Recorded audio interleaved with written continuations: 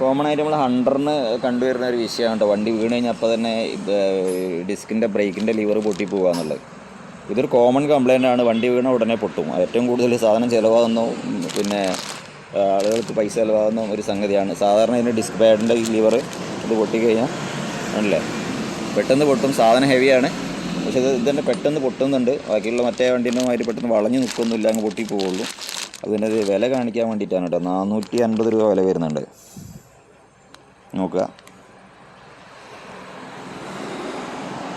അപ്പോൾ ഹണ്ടറിൻ്റെ ഇത് പൊട്ടിക്കഴിഞ്ഞാൽ 100 രൂപയ്ക്ക് 200 രൂപയൊക്കെ നടക്കുമെന്ന് വിചാരിച്ചിട്ട് പിന്നെ ആരും ചിന്തിക്കരുത്. 450 രൂപയാണ് ഇതിൽ വില വരുന്നത്. അതിൻ്റെ കൂടെ ബോൾട്ട്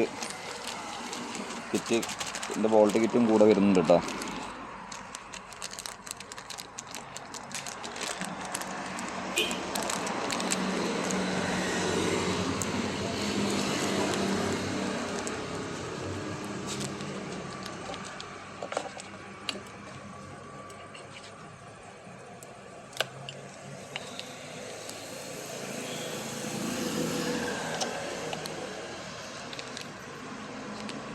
അപ്പോൾ അത്യാവശ്യം അധികം വണ്ടി വീഴുന്ന സമയത്ത് ക്രാഷ് ഗാർഡൊക്കെ ഒന്ന് വണ്ടിയിൽ വെക്കുക.